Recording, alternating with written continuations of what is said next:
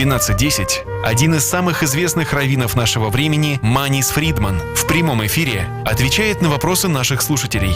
Вы услышите мнение самой мудрой книги человечества – Библии, о самых сложных проблемах, стоящих перед современным миром. Присылайте ваши вопросы заранее на наш имейл info@rusa.fm или во время передачи по СМС 347 460 08 77. Добрый день всем, кто настроен сейчас на радио USA с небольшим опозданием, но тем не менее, это ждать всегда имеет смысл, и с улыбкой на лице, и с терпением, и с большим энтузиазмом. Thank God it's Tuesday, потому что хоть пару минут, хоть какое-то время нам уделяет самый великий раввин нашего времени, Рабби Маниса Фридман, и это абсолютно бесценно. Секунда, 2, час, это не важно. Все, что он говорит, каждое слово, каждая буква на вес золота, и поэтому ждать его, это даже, как говорится, для нас почетно. Вот, поэтому, не теряя лишнего времени, обращаюсь к нему с вопросом, который мы хотим ему задать. Мы уже начали этот разговор на прошлой неделе. Избранный народ, евреи. Почему миру так тяжело принять тот факт, что евреи – это избранный народ? Вот с этим вопросом я обращаюсь к раввину Манису Фридману. Рабби Маниса Фридман, hello, thank God it's Tuesday. Amazing. We're so looking forward to this time. We all are always looking forward in anticipation of of the wisdom that we can hear from you today. And last show, we have started an age-old topic that it's inevitable that Jews are the chosen people. You have made a great podcast on that, which I listened to more than once. Thank you for that, on Rabbi Manis Fridman YouTube channel. And the question still remains, okay, we're the chosen, it's a given, it's the truth. Why is it so hard for the rest of the world to accept it? Actually, I don't think it's hard for the rest of the world. I think it's hard on us.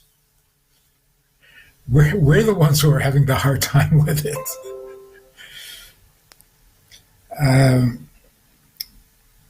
It's very easy for the world to accept, because to some degree they've always accepted it. They didn't like it,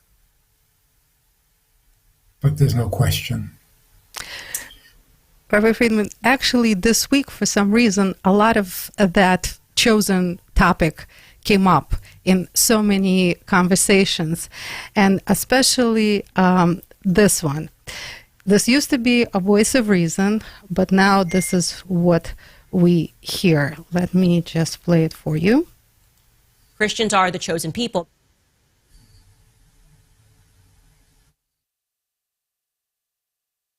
One more time, I'm sorry.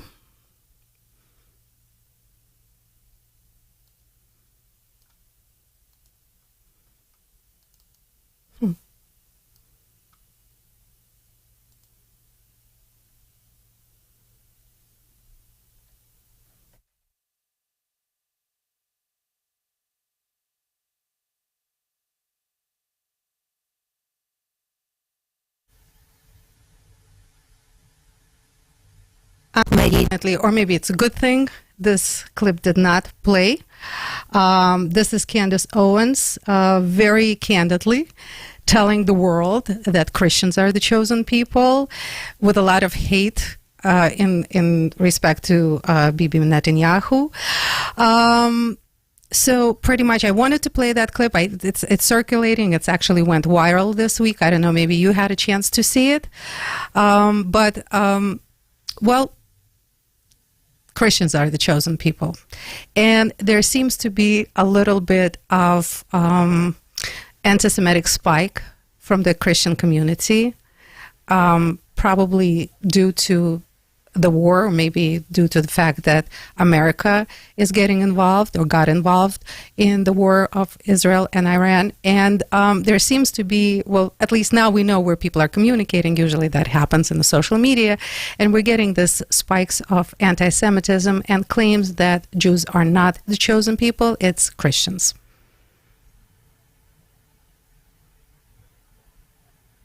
That's funny. Okay. Not to be taken seriously.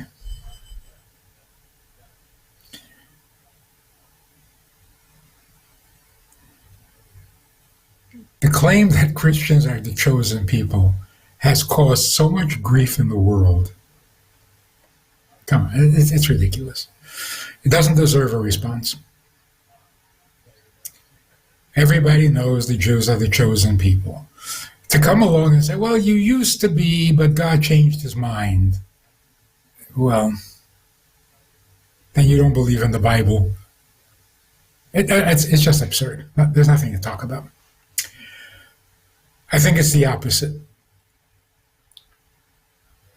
The sane world. There are some sane people, by the way, you know? You don't hear about them, but they're out there. They're out there somewhere. Looking forward to meeting them one day.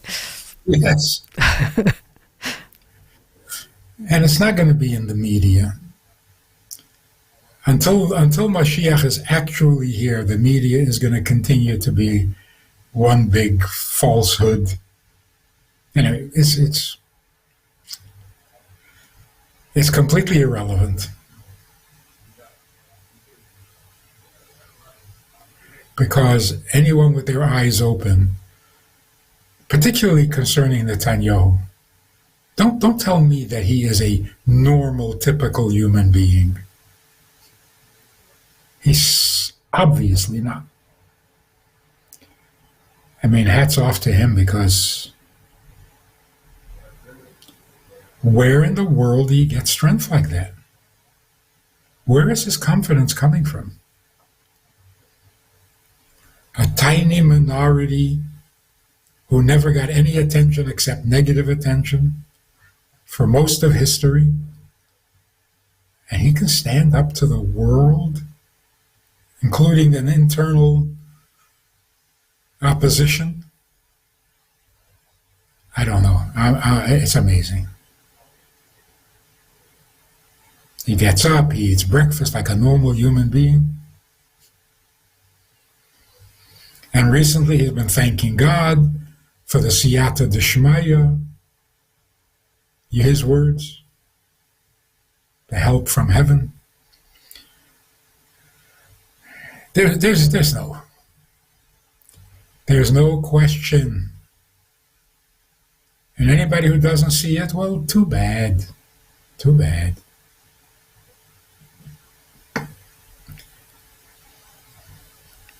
Rabbi Friedman, what do you think about the ceasefire, now that we're talking about Netanyahu? It'll never happen. It'll never happen. It would be the biggest disaster in history. Everyone knows and everyone agrees there's got to be total surrender, and that regime has got to go. No ceasefire with them. Absolutely not. It's pure insanity. On the verge of victory. You know, Israel has done this too many times. And every time it's been a disaster. So no, it's not going to happen. Can't happen. I don't even know who wants it. Who wants a ceasefire? Trump. Maybe, but can't happen. And if Iran wants a ceasefire, it definitely shouldn't happen. We have in the morning, we have a journalist, our journalist from Israel, who said that it doesn't feel like a victory. Today, people are not in a great mood. So it doesn't feel like there's closure. Exactly right. We made giant steps forward, and now we're going to go backwards? No. No, ceasefire is absolutely immoral and wrong. Can't happen.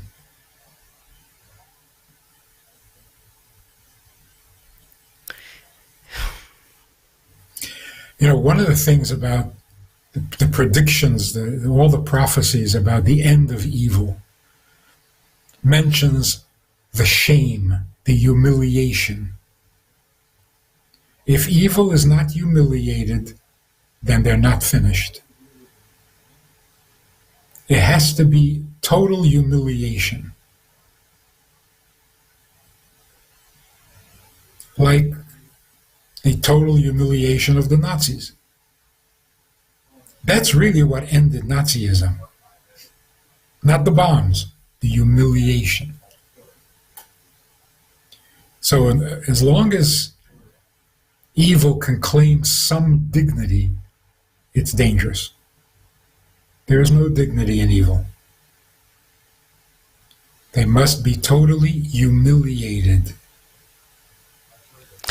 Rabbi Friedman, what about those who are trying to protect Iran, like Russia? What do we make spiritually out of this power right now, the position of this power? China, Russia. Irrelevant. Irrelevant. The truth is much more powerful than any one dictator or any one ism, whether it's communism or socialism. There is no contest between truth and falsehood. And there can be no compromise, which a ceasefire is. So, no. Rabbi Friedman, but this is ideally what should be. And then again, I know this is, I'm setting myself up, but they're still calling the shots. They're still calling the shots. Trump is the one who can order ceasefire, or not just order it diplomatically, let's say reach it. Diplomacy is still intact, and different countries do have their say in this, but and they still are the ones who are calling the shots and making things happen, even though this is not what should be, but it's still what is. How does that change? Israel is calling the shots. Now, you can either help or stand on the side and be useless, or scream and shout that Israel is bad. Israel is calling the shots. And that's the only way the world will ever be normal, is if Israel calls the shots. And we've been doing it. Backing off now? That's ridiculous. The world will be sane when Israel calls the shots. So for the sake of the entire world, no ceasefire.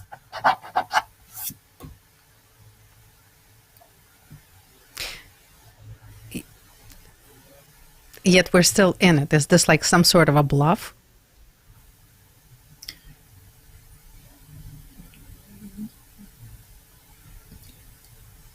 It's always been a bluff.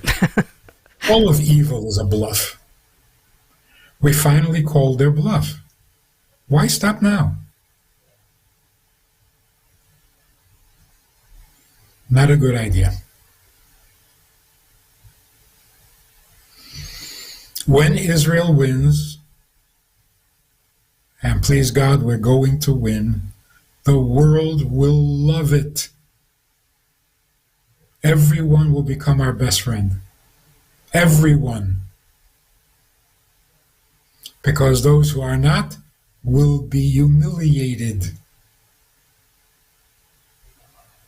Now, either we believe in truth, or what's the difference? If we're going to just keep playing the lie, we've come too far to go back on now.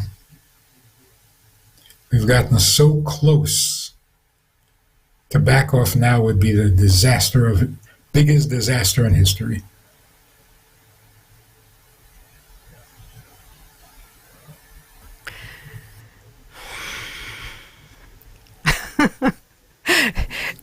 I've got the only question. Yes. I've got nothing because things are happening without us, without our input, without our understanding, without,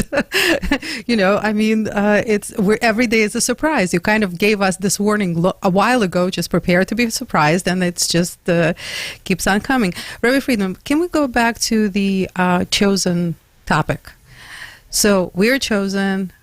The world maybe is more ready to believe it. Why can't we believe it? What is our problem on this one? We're very damaged. From the beginning? No, from 2,000 years of persecution. We're so used to being the victim, we have forgotten how to be the victors. The only question is, does Netanyahu have the inspiration and the strength to see this to the end? Which he desperately needs, and the whole world desperately needs. He needs to see it to the end. And he kept vowing he's going to see it to the end, because he knows that that's the only way. So to give in to pressure from people who are basically irrelevant? Hope nobody's listening. Not a good idea. So God should give him the strength and give him the inspiration that he should merit to be the one who finally pulls the world together. And Jews become the teachers of the world because it's the only way. The only way it's going to be healthy and normal is if Jews are the teachers, not the followers. Rabbi Friedman, again, because you're a great teacher, and from you we know that everything that happens for a reason. It's part of the plan. And yet 2,000 years of being damaged, of constant damage, of constant hardship.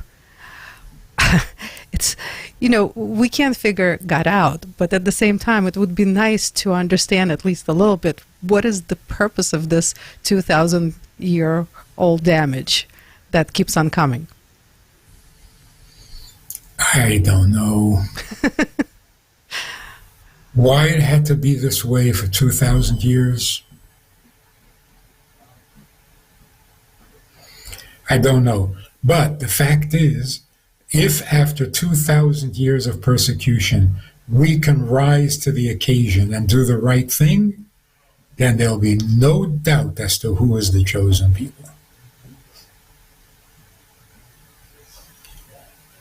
Why it had to come through such a painful process, I don't know. But you know what the Rebbe said to Netanyahu, which he keeps repeating. When he became the ambassador to the UN, the Rebbe said to him, you're going into a house of lies. But a little bit of truth, light one candle, and it'll overcome all the lies. A little bit of light expels a lot of darkness. He's been doing it. He just needs to take it one step further. Has he always been doing it, or is it his latest thing? I think the situation forced him into that position of leadership. He knows there's no alternative. He knows that he has the Rebbe's prediction and blessing and encouragement to be the little bit of truth, in spite of all the lies. Not in spite, despite all the lies. The truth will prevail. And if it doesn't come through him, it'll come through somebody else. Like Mordechai said to Esther, you can do this. If you don't, somebody else will. So I hope he does. He's come very, very far. He's been amazing. He just needs to be amazing for one more week. No ceasefire. Look, at At worst, they're going to make a ceasefire. Of course, they're going to violate the ceasefire, and then we'll be back to where we started from. Looks like everybody is hopeful for that case scenario. Because otherwise... Why go through that? Yeah. They don't deserve a ceasefire. They deserve total humiliation and removal. They cannot stay in power. And one more week and they'll have no power. And they certainly cannot dictate terms of a ceasefire. That is so perverted. They're going to dictate. And this is going to be good for the world? Why, that's a joke. I don't think it needs any explanation. I don't think anybody needs to be convinced. No ceasefire. I hope they're all listening to what you're saying right now, Rabbi Fridman. Most of the world agrees. It's just the media. The house of lies. There is that spike again a little bit from not sure who, Rabbi Fridman, who is spiking right now against Israel and against Jews? Who is it? What kind Idiots. I didn't expect that one. Okay. Really? Total idiots. Their opinions should never have mattered, and it certainly doesn't matter now. Well, of course, you feel like your end is close and you're going to lose everything, so you scream like a cornered animal. So who takes that seriously?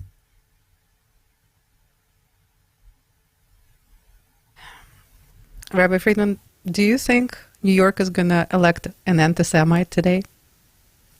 I don't know. God works in mysterious ways. Yeah. But if we had any intelligence at all, we would make sure he doesn't get in. And if he wins the nomination, he should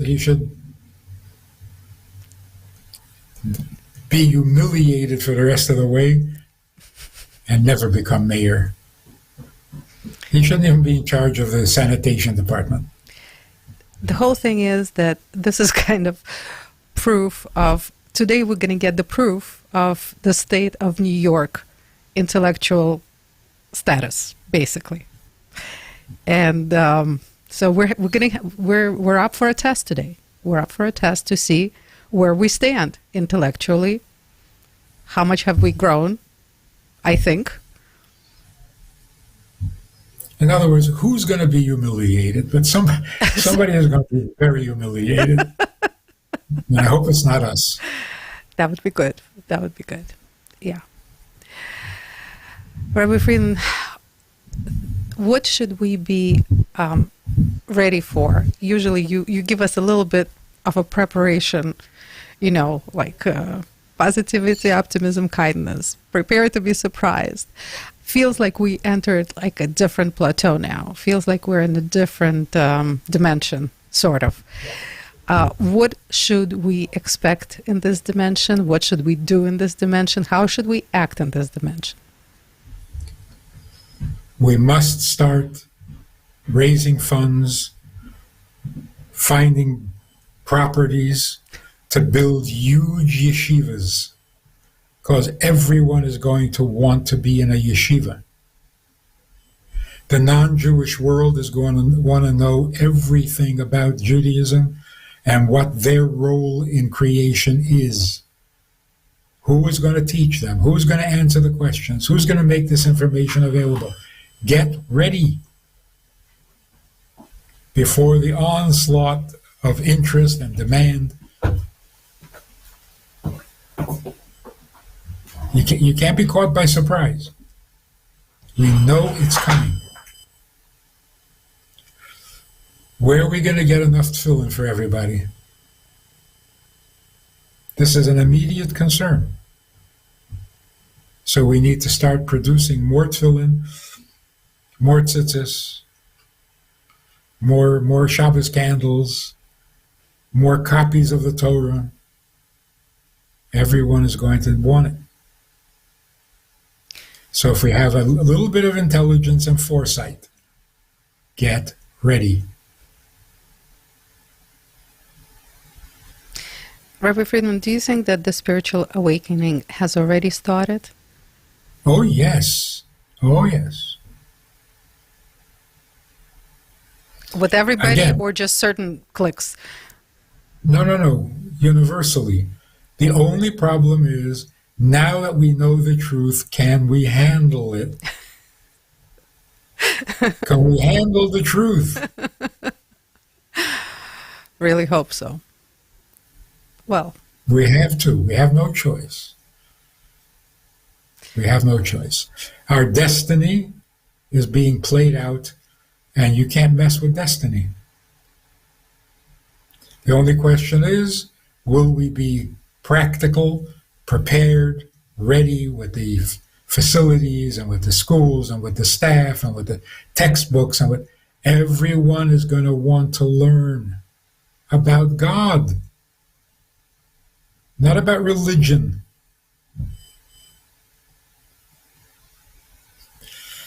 The world is ready to be cured of religion. Rabbi Friedman, amazing. Wasn't sure how, what you were going to say today, but you look very happy and optimistic and in good spirits, and it gives a really great energy, really good. It's food for the soul, basically. So I hope. I think it's a good mental image. We're standing with one foot in the world of falsehood and one foot in the world of truth. You can't stay like that forever. You're going to have to bring both feet together. Question is, are you going to remove your foot from truth and become completely into the world of lies? Or are you going to move your foot from the world of lies into the world of truth? It's the crossroads of history right now. It's that free choice that we've been talking about all this time. And now it's a matter of sanity and insanity. Yeah. Rabbi Friedman, amazing. Thank you so much for this really good dose of positivity and optimism and hope. And I hope everybody are getting this energy in, getting fueled for good things to happen. And we can't thank you enough for this, for what you're doing for the world. Thank you so much. It's amazing. Do you plan to expand your program? Oh, yeah, only Torah, nothing else. But expand it. Reach further. I do everything you say. So, okay, noted. Starting right now. But it would be a dream. Get ready. It would be a dream to have this channel fully spiritual. It would be a dream. I know whoever is listening might not agree with me. This is just my dream. But, the collapse of communism was also a dream. Well, Rabbi Friedman, amen to what you just said. Thank you so much.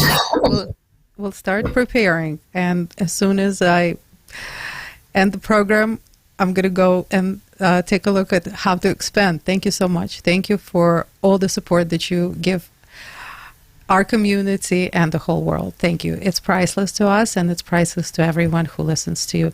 Thank you so much. And hopefully till next week with a lot more good news and a lot more positivity. I know it's scary to become sane, but we have no choice. Let's continue working on that. Thank you. Thank you so much. Ну, а всех, кто сегодня был с нами, огромное вам спасибо. Надеюсь, что вы так же, как и я, зарядились такой совершенно гениальной, доброй, позитивной энергией. Вот зарядились, теперь давайте разнесем ее еще шире по нашим друзьям, по нашим семьям и будем продолжать ждать хороших новостей, которые, как Рабби Фридман обещает, вот каждый день должны увеличиваться. Будем ему верить, как мы это делаем всегда. Спасибо огромное всем. Прощаюсь со всеми. До следующей недели.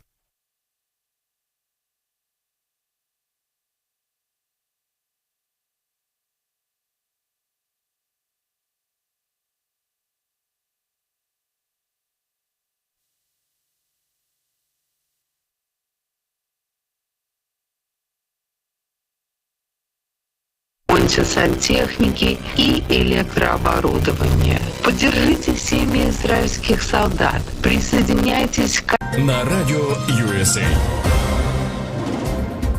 Здравствуйте. Коротко о главных событиях к этому часу. Цахал заявил, что зафиксировал запуски иранских ракет после перемирия. Иран удар по Израилю отрицает.